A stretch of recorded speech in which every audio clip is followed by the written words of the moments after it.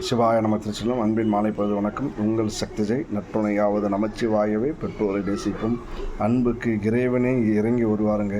அன்புக்கு இறைவனே அடிமை ஆக போது சக மனிதர்களை நம்ம அன்பு காட்டி அவங்ககிட்ட அன்பாக நடந்துக்காத அதிகாரத்துலேயும் பணபலத்திலையும் திமிரலையும் பதவி பலத்துலையும் அவங்கள நம்ம அடிப்பணிய வைக்கணும்னு நம்ம நினைக்கும் போது தாங்க நமக்கும் பிரச்சனை உருவாகுது, அவங்களுக்கும் மன உளைச்சல் அதிகமாகுதுன்னு புரிஞ்சுக்கிட்டால் போதுங்க.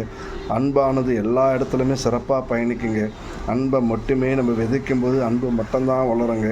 பகையை விளைக்கும் போது பகை தான் மேலே வளர்ந்துட்டுருக்கிறது நிறைய பேருக்கு புரிய மாட்டுதுங்க. கூட இருக்கக்கூடிய சொந்த பந்தம், உற்றார் உறவினர், வேலை செய்யக்கூடிய இடங்கள், இன்னும் எல்லா இடத்திலும் சக மனிதர்களுக்கு மனிதர் அன்பு செலுத்தும் போது எல்லா நன்மைகளும் சிறப்பாக நடக்குங்க. நம்ம அதிகார பலத்திலையும் பண பலத்திலையும் பதவி பலத்திலையும் ஆள் பலத்திலையும் அவங்கள மிரட்டி ஊட்டி அவங்கள அடிப்பணியை வைக்கணும் நம்ம நினச்சி செய்யக்கூடிய அனைத்து விஷயங்களையுமே தோல்வியை மட்டும்தான் சந்திக்கும்.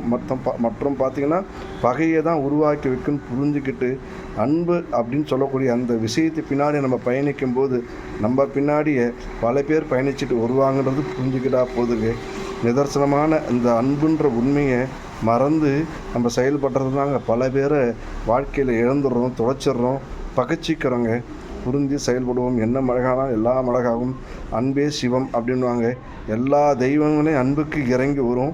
அன்புக்கு அடிமையாகன்றதை புரிஞ்சுக்கிட்டு அந்த அன்பை நம்ம ஏன் கையாளுறதுல பயன்படுத்துறதுன்னு புரிஞ்சு அந்த அன்பை பயன்படுத்தினா எல்லாமே சுபமாக இருக்குன்னு புரிஞ்சுக்கிட்டா போதுங்க. அன்பின் மாலை பொழுது வணக்கம். உங்கள் சக்திஜி ஆச்சாரி. வாழ்க வளமுடன். நற்றுணையாவது நமச்சிவாயவே பெற்றோரை நேசிப்போம்.